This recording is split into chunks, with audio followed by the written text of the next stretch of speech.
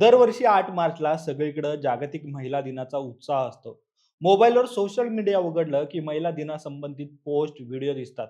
सगळेजण महिलांना शुभेच्छा देत असतात. एकूणच गेल्या काही वर्षापासून जागतिक महिला दिन उत्साहात साजरा करण्याचा ट्रेंड दिसून येत आहे. पण 8 मार्च हा दिवस फक्त महिलांना शुभेच्छा देण्याचा किंवा त्यांच्यासाठी काही विशेष करण्याचा दिवस नाहीये. तर हा दिवस आहे स्त्री शक्तीच्या पहिल्या मोठ्या विजयाचा. पण तुम्ही कधी विचार केलाय का याची सुरुवात कशी झाली? जगभरातल्या स्त्रियांसाठी 8 मार्च हाच दिवस का निवडला गेला? या तारखेमागे काही इतिहास दडलेला आहे का? तर मंडळी, 8 मार्च या तारखेमागे एक रंजक इतिहास आहे आणि या व्हिडिओमध्ये तोच इतिहास आपण पाहणार आहोत. नमस्कार, मी अरविंद. महाराष्ट्र कट्टामध्ये तुमच्या सगळ्यांचं स्वागत करतो.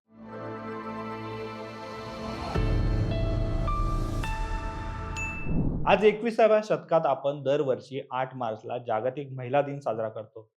पण त्याची सुरुवात मात्र 20व्या शतकातच झाली होती. म्हणजे 20व्या शतकाच्या अगदी सुरुवातीला औद्योगिक क्रांतीच्या काळात महिला कठोर परिस्थितीत, कमी वेतन आणि कोणतेही हक्क मिळत नसताना कारखान्यांमध्ये जास्त तास काम करत होत्या.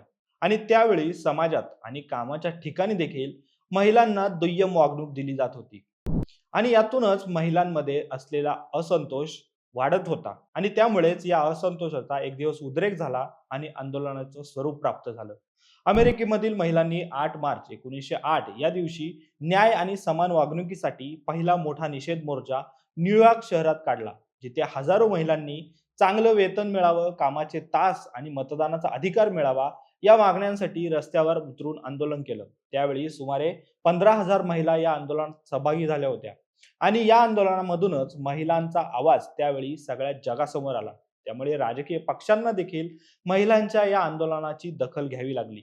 पुढे 1910 मध्ये जर्मन समाजवादी कार्यकर्त्या क्लारा झेटिकन यांनी आंतरराष्ट्रीय समाजवादी महिला परिषदेत महिलांच्या संघर्षांना आणि अधिकारांना मान्यता देण्यासाठी जागतिक महिला दिवसाची कल्पना मांडली आणि हा प्रस्ताव स्वीकारण्यात आला आणि जन्माला आली महिला दिनाची संकल्पना. यानंतर सोशलिस्ट पार्टीनं 8 मार्च याच दिवशी महिलांचे मोर्चे काढले आणि तोच दिवस महिला दिवस म्हणून साजरा करण्याची घोषणा करण्यात आली. खरं तर अमेरिकेतील महिलांनी त्यांच्या हक्कांसाठी लढा दिल्यानंतर 1917 मध्ये रशियातील महिलांनी देखील ऐतिहासिक संप केला होता. त्यामुळे तत्कालीन झारने सत्ता सोडली आणि महिलांना मतदानाचा अधिकार मिळाला. आता इथे एक गोष्ट मुद्दाम तुम्हाला सांगतो, ती म्हणजे त्यावेळी रशियामध्ये ज्युलियन कॅलेंडर वापरात होते आणि जगातील इतर देशांमध्ये गेगरियन कॅलेंडर वापरले जात होते. त्यामुळे या दोन्ही कॅलेंडरच्या तारखांमध्ये खूप फरक होता. त्यानुसार ज्युलियन कॅलेंडरनुसार फेब्रुवारी 1917 या दिवशीचा शेवटचा रविवार 23 फेब्रुवारी होता आणि गेगरियन कॅलेंडर ही तारीख 8 मार्च होती. पण अमेरिकेतील महिलांनी 8 मार्च ही तारीख पक्की केली होती. त्यामुळे युरोपमध्येही 8 मार्च हा दिवस जागतिक महिला दिन म्हणून साजरा केला जाऊ लागला.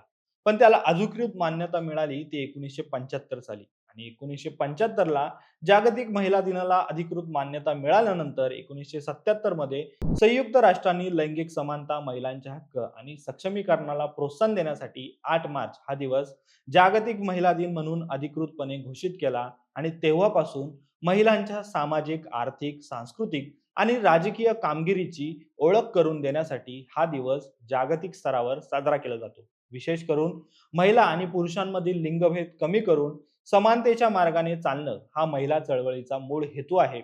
पण दरवर्षी एक खास थीम घेऊन जागतिक महिला दिन साजरा केला जातो. त्यामुळे 2026च्या जागतिक महिला दिनाची थीमही ठरवण्यात आली आहे आणि ती थीम आहे गिव्ह टू गेन आणि या थीमचा उद्देश आहे उदारता आणि परस्पर सहकार्याची भावना ठेवणे.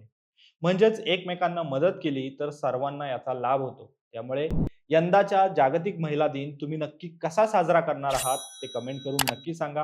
हा व्हिडिओ तुम्हाला आवडला असेल तर जास्तीत जास्त महिलांपर्यंत शेअर करा, लाईक करा आणि आमच्या महाराष्ट्र कट्टाला तुम्ही सबस्क्राईब करा. धन्यवाद. महाराष्ट्र कट्टाकडनं जागतिक महिला दिनाच्या सर्वांना शुभेच्छा.